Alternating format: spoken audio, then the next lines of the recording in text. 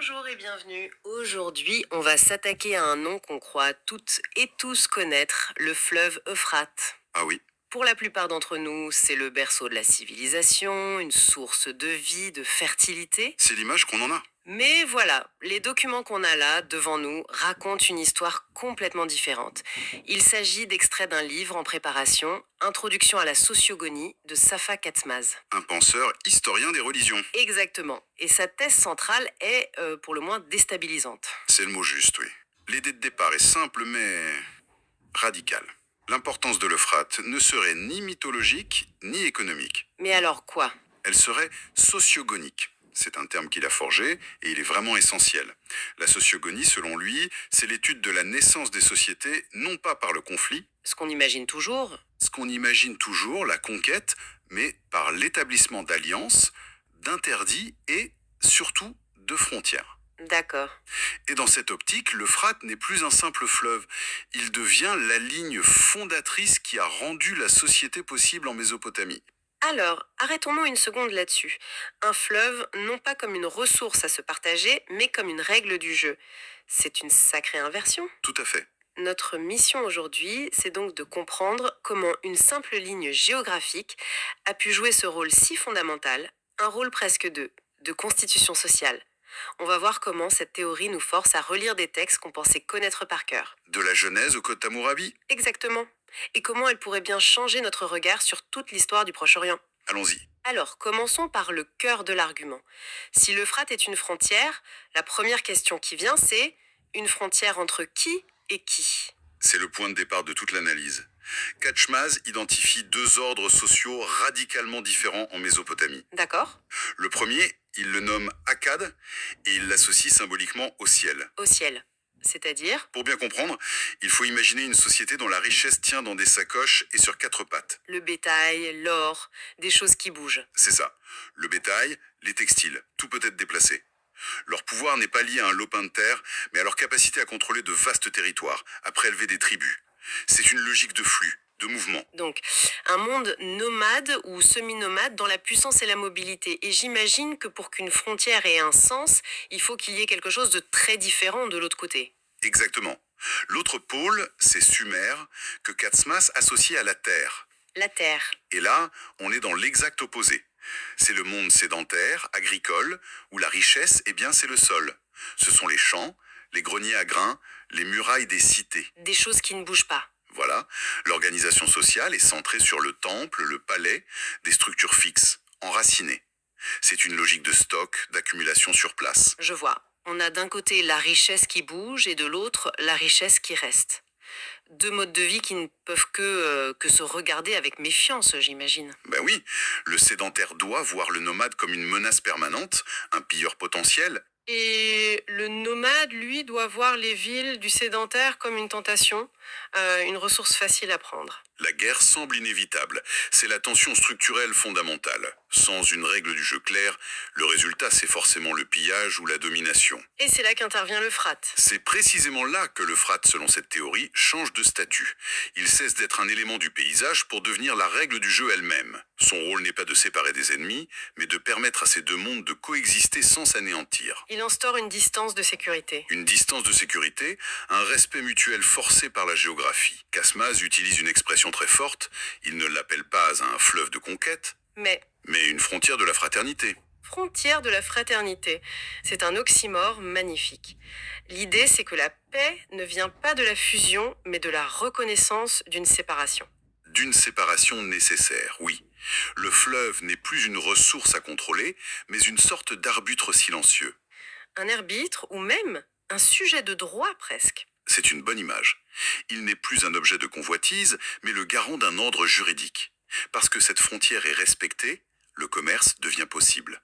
Des alliances peuvent se nouer. La société ne naîtrait donc pas d'une grande fusion, mais de l'acceptation d'une limite. C'est ça. Et cette idée, si on l'accepte, elle devient une clé de lecture qui permet de rouvrir des textes anciens et d'y voir des choses complètement nouvelles. Je pense bien sûr au plus célèbre dans la Genèse, chapitre 15, Ah oui, le passage que tout le monde connaît, la promesse faite à Abraham, depuis le fleuve d'Égypte jusqu'au grand fleuve, le fleuve Euphrate. On a toujours lu ça comme une promesse de conquête. un empire à venir un territoire à prendre. Oui, voilà.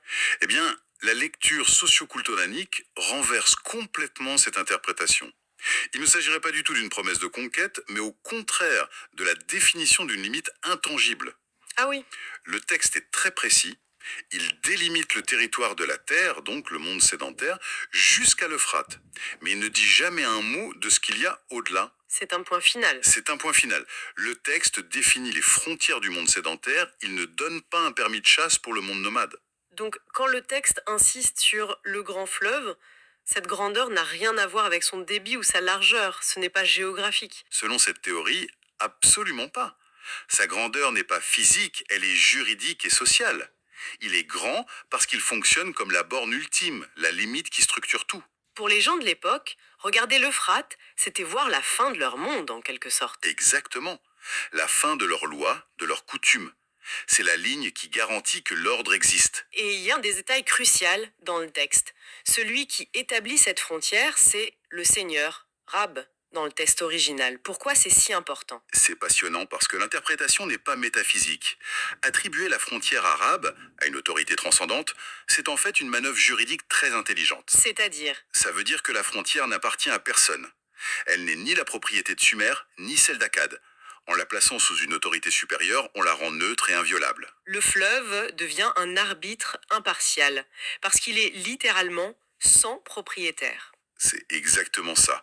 Sa divinité, ce n'est pas une question de foi, c'est une fonction sociale. C'est un principe de droit incarné dans la nature. Son impartialité, voilà sa divinité. C'est ce qui le rend apte à juger. Et ça nous amène directement au code d'Hammurabi. L'épreuve du fleuve, la fameuse ordalie, Oui, on a toute cette image un peu primitive d'une justice barbare où on jette un accusé dans l'eau pour voir si un dieu le sauve. c'est l'image d'Épinal, oui.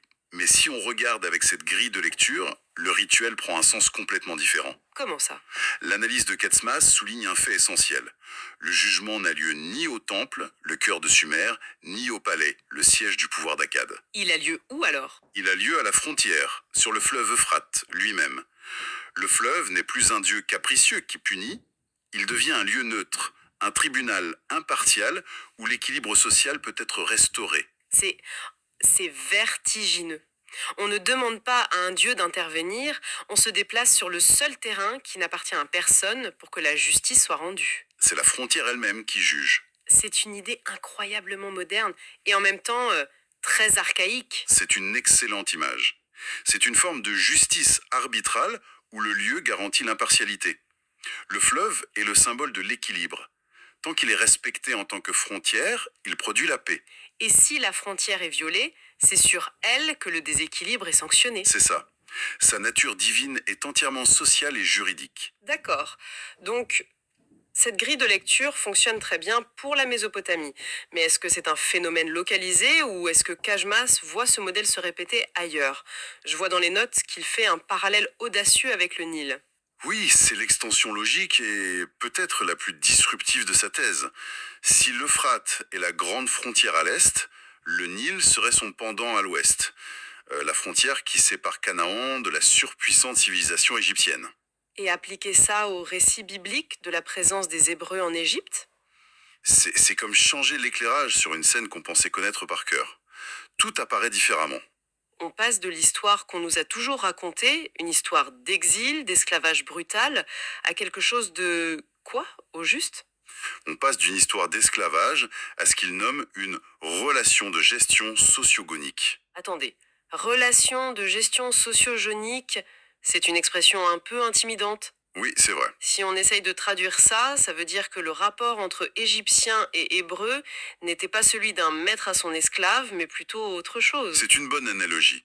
L'idée est que la relation n'est pas une simple domination, mais une interaction complexe et codifiée entre deux ordres. D'accord. Selon cette lecture, des figures comme Abraham, Joseph ou Moïse ne sont pas des simples individus opprimés. Ils sont décrits comme les représentants d'un ordre qu'ils appellent le temple sacré mobile. Un temple sacré mobile. Oui, leur rôle n'est pas de construire des pyramides sous le fouet, mais de participer à une économie rituelle. Ils collectent des impôts, des offrandes, des tribus et surtout des rançons comme la fameuse rançon du premier-né. C'est une relecture audacieuse, parce que toute la tradition de l'Exode est construite sur l'idée d'oppression, de libération. Comment cette théorie gère-t-elle les passages qui décrivent la souffrance, les travaux forcés? C'est une question cruciale. La théorie ne nie pas la dureté de la situation, mais elle la réinterprète. Le terme hébreu pour travaux forcés, avoda kasha, peut aussi se traduire par travail difficile ou service lourd. Ah, L'idée, c'est que la souffrance ne vient pas des chaînes, mais de la difficulté de maintenir cet ordre du temple mobile au sein de l'Empire égyptien. L'oppression serait moins physique que structurelle. ça change tout. Et le fameux passage, juste avant le départ, où les Hébreux prennent l'or et l'argent des Égyptiens. Oui, On l'interprète souvent comme un pillage justifié ou une compensation. dans cette perspective, ce ne serait ni un vol, ni une compensation. Ce serait l'expression mythique de la dernière collecte autorisée. La perception d'un tribut en quelque sorte. Exactement. De la même manière, l'expression esclave de Dieu ne désignerait plus la servitude, mais un statut d'agent privilégié, un fonctionnaire agissant au nom d'une autorité supérieure.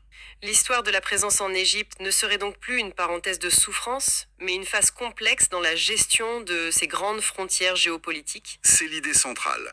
Le récit de l'Exode devient la mémoire d'une relation sociogonique complexe entre deux ordres, de chaque côté de la frontière du Nil. Une relation qui a fonctionné un temps, puis qui a fini par se rompre. De manière spectaculaire, oui. Cela replace la tradition abrahamique au cœur d'un système géopolitique bien plus vaste, structuré par ces deux fleuves frontières. L'Euphrate et le Nil. L'Euphrate et le Nil. Si on prend un peu de recul maintenant, l'Euphrate comme frontière, la relecture de la Genèse, du Code d'Hammurabi, l'extension au Nil, la grande image qui se dessine est celle d'un Proche-Orient ancien organisé de façon. Radicalement différente. C'est une conclusion qui bouscule beaucoup d'idées reçues. Elle suggère que la société ne s'est pas fondée sur la guerre ou la conquête, mais sur la limite. Sur la reconnaissance d'une D'une séparation nécessaire et sacralisée. L'Euphrate et le Nil cessent d'être de simples éléments géographiques pour devenir les principes fondateurs de l'ordre social lui-même. Ils ne sont pas des obstacles à franchir, mais les conditions qui rendent la société possible. Précisément, ils ont permis le droit et le commerce là où, sans eux, il n'y aurait eu que le chaos. Et les grands récits de la tradition abrahamique deviennent alors, ils deviennent la mémoire historique, codifiée sous forme de mythes et de lois. De la manière dont ces frontières vitales étaient gérées. C'est le manuel d'instruction des relations entre nomades et sédentaires, quoi. C'est une réinterprétation complète de la naissance des sociétés. L'élément crucial n'est plus le conflit, mais la distance, la séparation consentie. Ce qui est une idée profondément contre-intuitive pour notre époque. On pense la civilisation comme une expansion, une absorption. Alors que là, elle commencerait par un acte de renonciation. Exactement. La reconnaissance d'une limite qu'il est plus sage de ne pas franchir. Une leçon fascinante.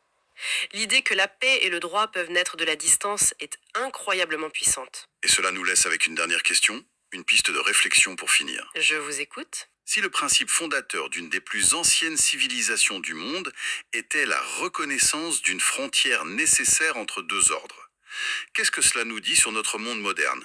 Un monde qui, très souvent, semble obsédé par l'effacement des frontières plutôt que par la compréhension de leur fonction potentielle dans la création de la paix et la préservation des identités.